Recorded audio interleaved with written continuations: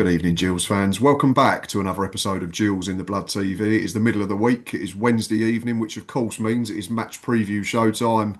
And this Saturday, it's the battle of the two unbeaten runs. The last two teams without defeat in League Two go head to head at Hayes Lane. And I'm pleased to say, to preview that game against Bromley, I've got Georgie Weaver. She is a Ravens fan and also the Her Game 2 ambassador for the club. So plenty to talk about tonight. Georgie, first of all, welcome to the channel and thank you for your time.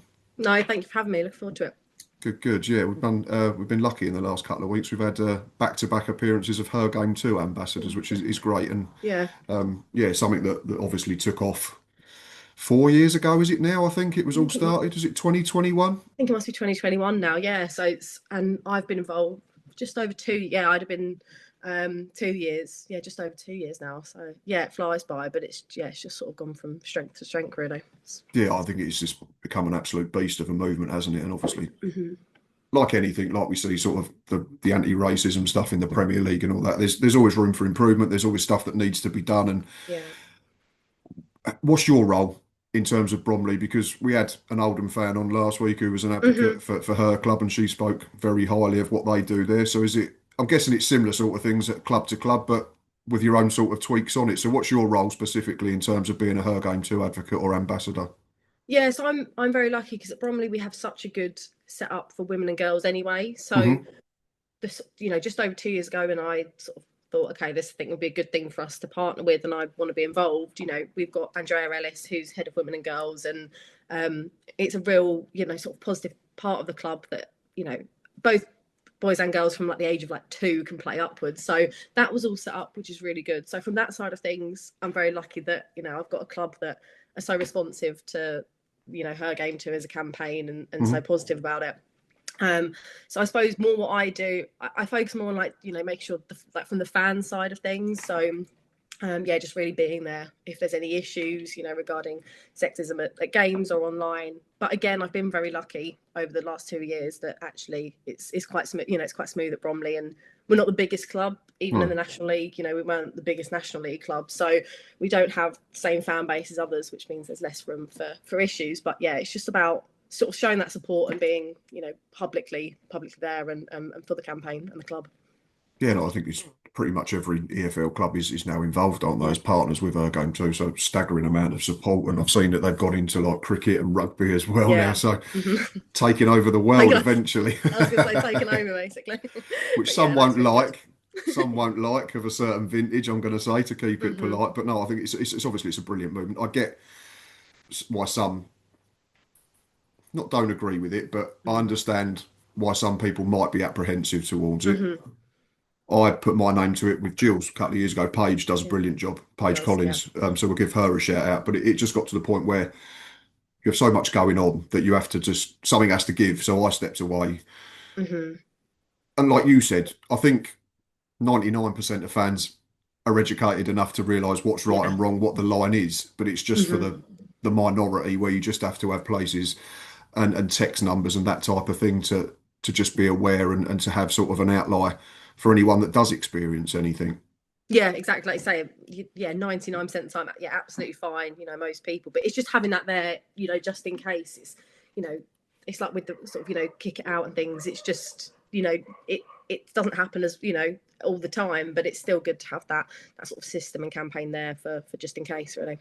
And that's it. And unfortunately, it's the stuff that does happen that's in the press all the time, isn't it? I mean, the Yeah. campaign's great. You see it, it's there, it's in the hmm background now. I'd say it becomes almost like white noise because everyone's Yeah. used to seeing Her Game 2.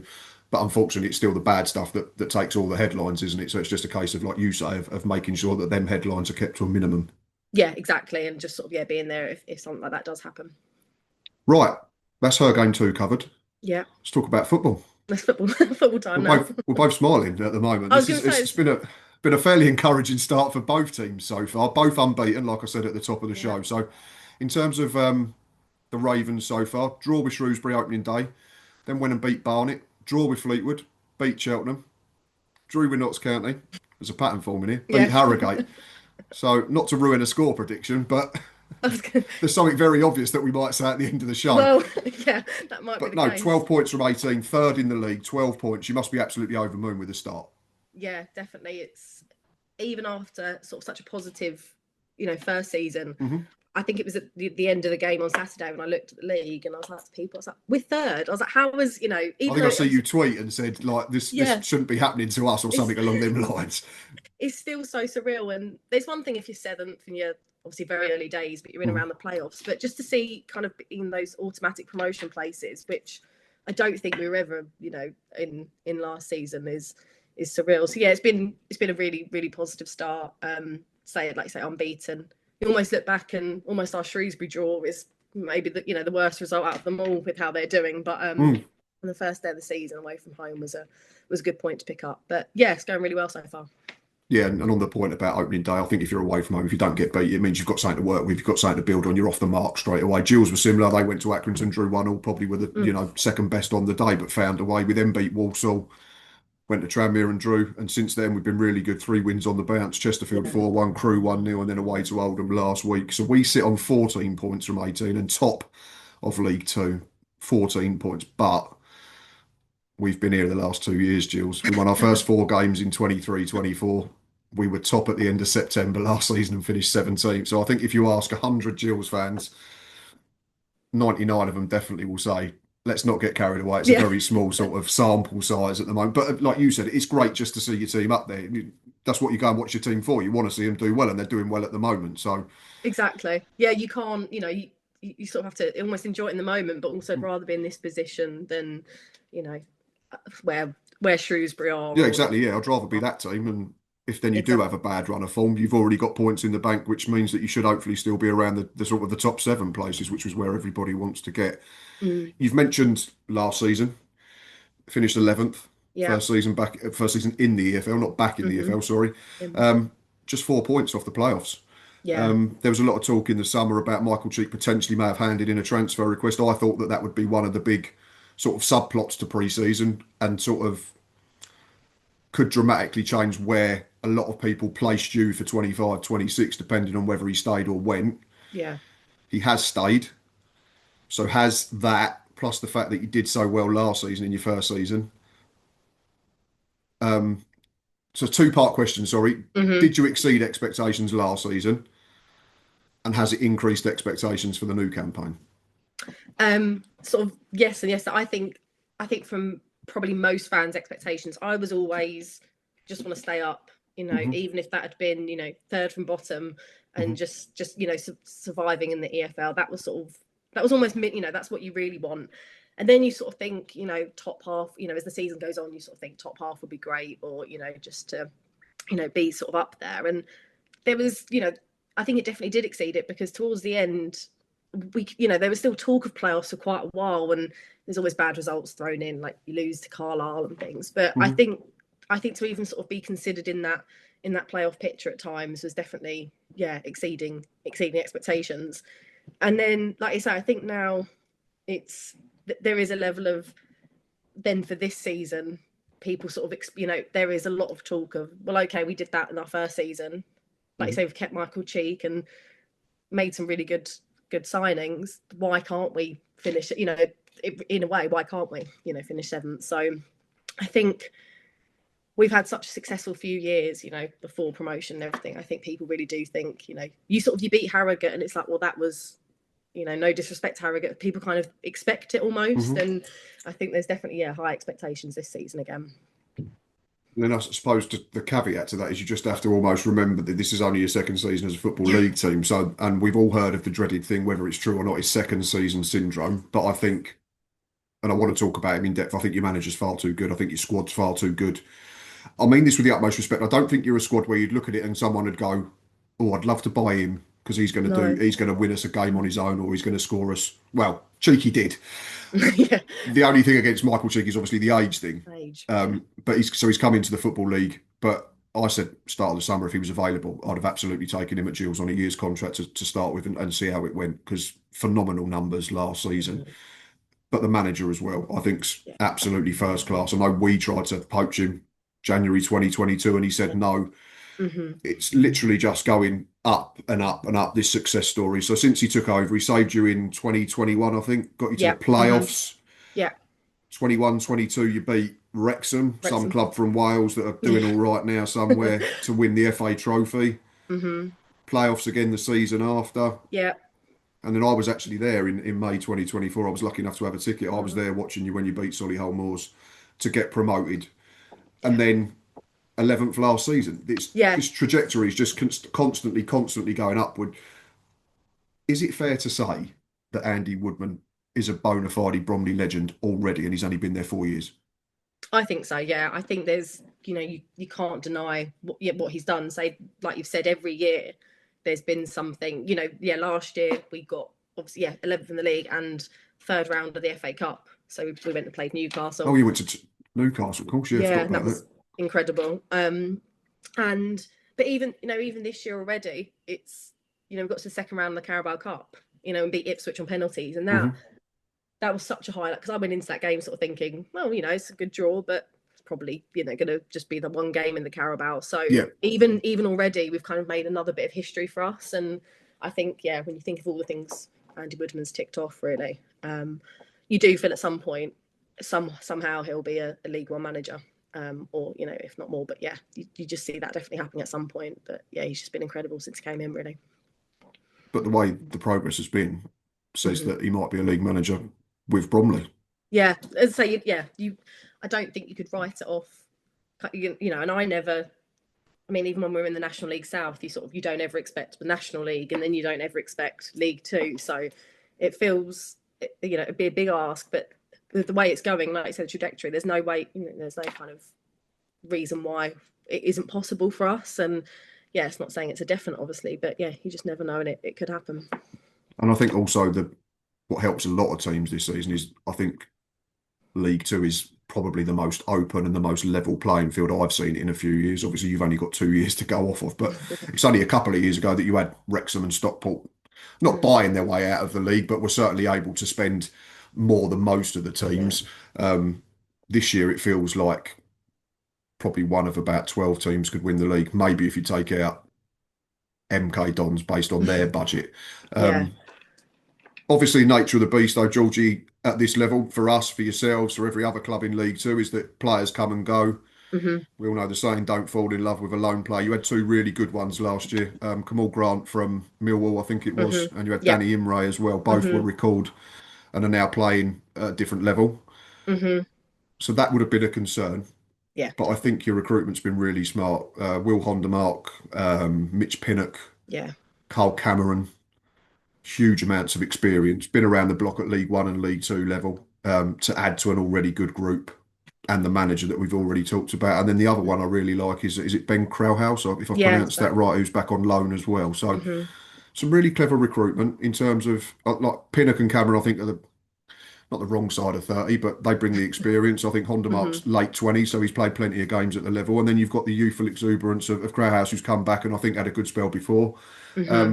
coupled with people like Michael Cheek, who's been a big part of it, and Omar Shawumni and hmm Grant Smith in goal. Um, how impressed have you been with the summer business? Because it's all new to you as well as a football league club. Again, it's not something you've had to do up until last summer. So this is only your third window as a football league club.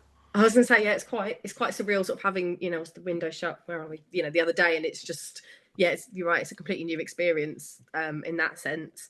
I think you say never fall in love with a lone player. We all fell in love with Danny Imray. We all It do was it, don't we? We all do it.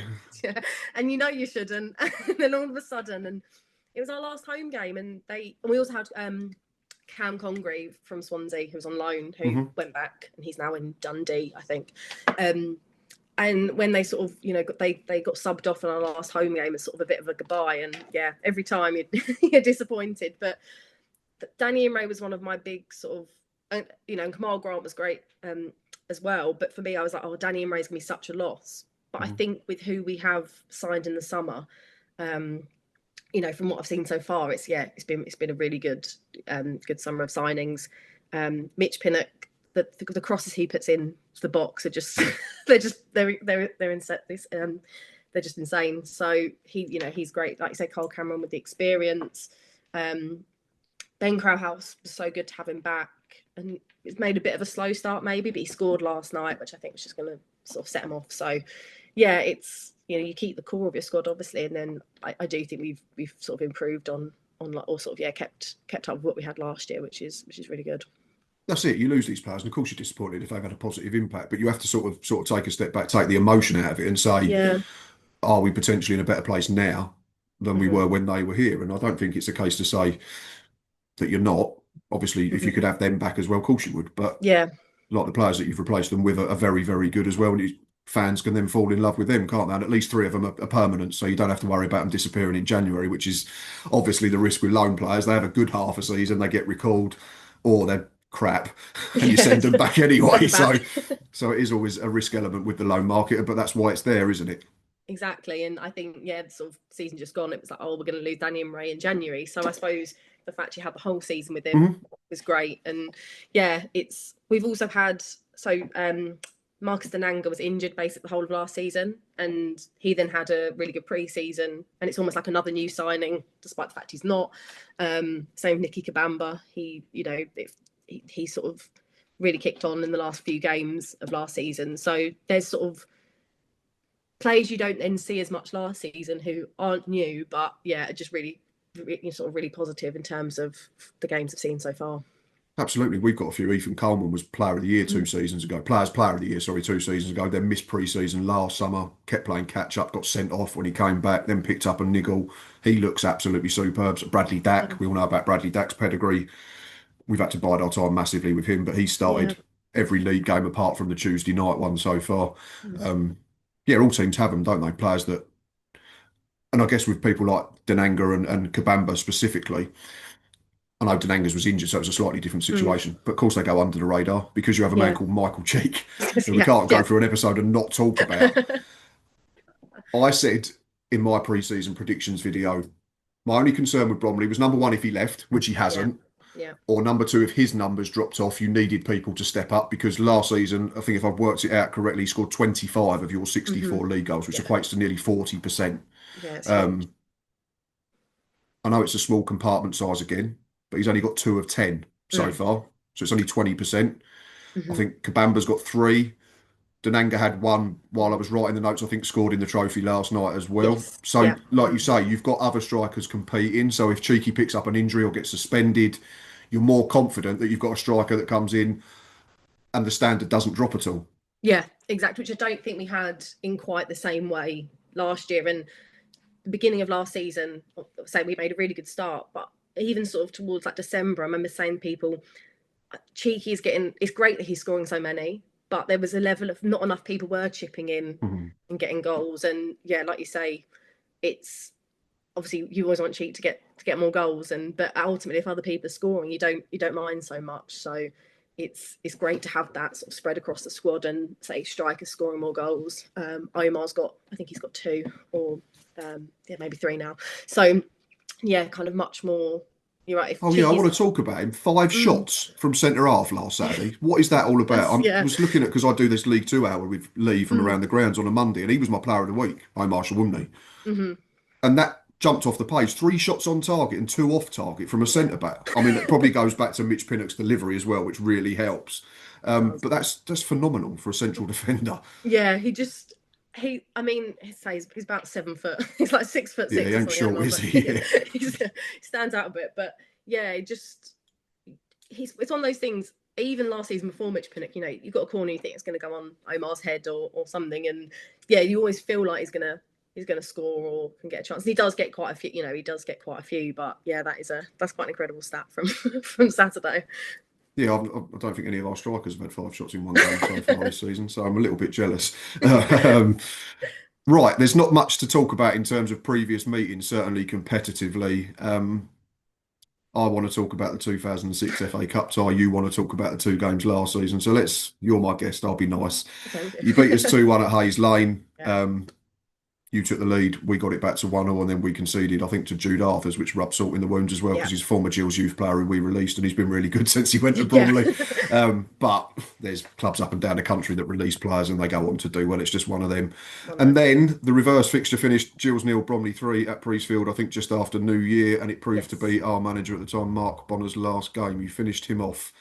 that was I it. mean, for you, great performance. You can only beat what's in front of you, but we Yeah. were absolutely horrid on the night. And I've said that was probably our worst home performance since we got beat 7-2 at home to Oxford in the relegation season. But Hmm. I said that night, you were everything we wanted to be. You were big, you were strong, you were robust. You had people in your team that knew what you were doing. They knew their roles. And like I said earlier in the show, and I mean it with the utmost respect, you didn't feel like you had a player that like is going to be a 9 out of 10 every week, but you just No, look like a team that's everybody's 7 out of 10 every single week for 90 minutes. And if you take one off, another one comes on and he's 7 out of 10. Is that a fair assessment of Bromley? I think so. Yeah, I think both this season and Yeah. or so far this season and last season. Yeah, it's just you're right. Last season you have Michael Cheek and you sort of have players that maybe stand out a little bit, but you're right. You don't other than Cheeky maybe leaving the summer, you don't think, oh, someone's going to come along and take them. Or Hmm. you're right, it's sort of more consistent across the squad. It's sort of more a squad performance often, and I think that is definitely a fair assessment. Right, so to cheer me up a little bit, apart from that, 2006, 11th of November, and I've got a quiz question for you to see how good your Bromley knowledge is.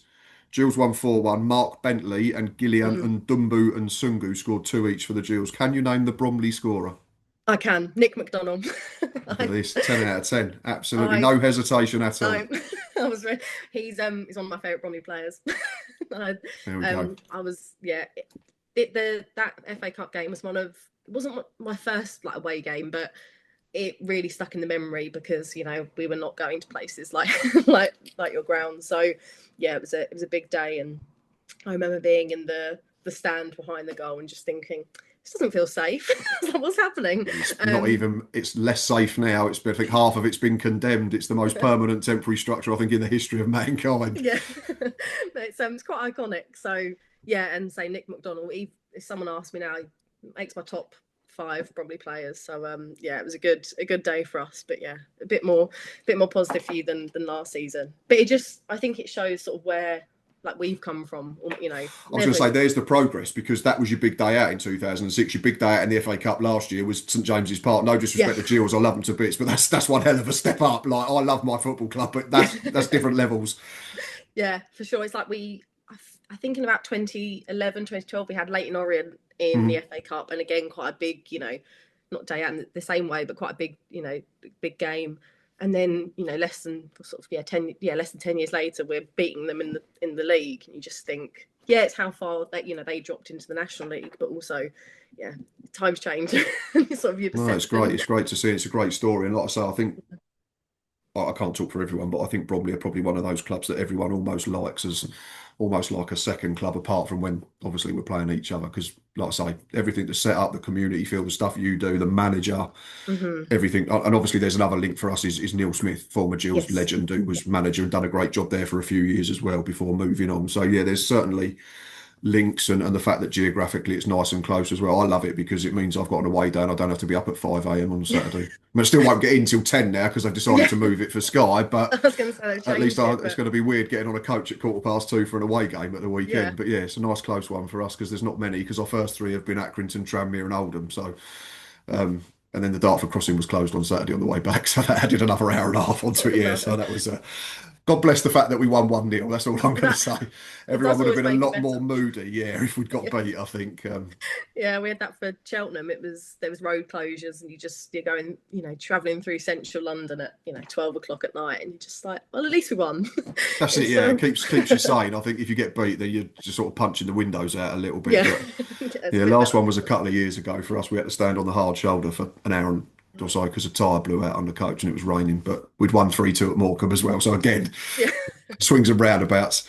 So cheers you up a bit. Georgie, this has been brilliant. I've really, really enjoyed this. Appreciate you coming on. Appreciate your knowledge and your time about your football club and everything that you do regarding the Her Game 2 movement. I've got one question before I let you go and enjoy your evening, and that's the dreaded score prediction. I've written mine down, so you can go first. Okay, I'm going to go. It's not saying I'm going to go 2-2. It's probably it's maybe a little bit optimistic from my side, but both unbeaten. You almost feel like something's got to give, but I also just feel like at our place, on the TV, I just think we can sort of. I think we might be able to keep it to a draw. That's my score. You say keep it to a draw. You're third in the league. I think you're doing yourself a massive disservice. The way you're talking is like you're bottom and we're top. Like you're 2 points behind us. It'll be this miracle result, but I've gone down the same route. 1-1. 1-1. And the fact that you've gone draw win this season says it should be a draw. So but obviously, fingers crossed, it's an L next to your name at the end. But I think a draw would be a good result for both sides. Still keeps the unbeaten run going. I think so, and so you can only somebody said you can only beat what's in front of you, but this is, I would say, by far our most difficult game of the season so far. Fleetwood at home was relatively, none are easy, but this definitely feels like the biggest challenge we'll have. So I yeah, think we'd probably say the same. Like yeah, Chesterfield and Crewe were unbeaten at the time, but we played them at home. This is going to a place where we got beat last season. It's against that's a it. team that beat us 5-1 on aggregate over 2 games last Yeah, season. It's a small ground. It's tight to the pitch. I think, so people are going to have to stand up. It's all right at home mm-hmm. games when you've got 200 away fans in the corner, but this is going to be two sides of home fans. Obviously, you've got one side that's being built at the moment, so it makes Yeah. it slightly different. But no, I think a draw would be a good result for both sides. Yeah, I think so. Yeah, I'm really looking forward to it. And you've just signed Gareth McCleary, who's also an ex-Bromley player, so from way back in the day, in the non-league days. So He came out to warm up. He wasn't involved in the trophy game when we beat Fulham Tuesday night, but there was a lot of first teamers were out with one of the fitness coaches. I mean, I'm 43. He's only 5 years younger than me. There's a very difference in terms of body shape and athleticism. I was like, oh my God, he looks like a super middleweight boxer, this geezer. yeah, Absolutely ridiculous, Nick, for 38. Yeah, I was really mm. pleased with that signing. I think, and obviously the fact that he's reunited with Gareth and Sam Yeah, Vokes as well says that fingers crossed we can get the best out of all three of them and hopefully get to where we want to be. But Georgie, it's been a real pleasure. So I really appreciate your time, like I've already said. Gills fans, Bromley fans, if you're still watching at this point, I'm going to say a massive thank you. Please consider hitting that like button. I'm going to go for an ambitious 100 likes on this one. So it's up to Georgie to spread the word as well. If we can get to 100 likes, that'd be brilliant. While you're there, please press subscribe. It's free to do so. Myself and Lee will do that League 2 hour on Monday evening as well. So come and join us for that. And myself and Ava will, of course, be at Hayes Lane on Saturday for a match day live as both teams put their unbeaten run on the line. But until then, enjoy the rest of your week. And of course, up the Gills.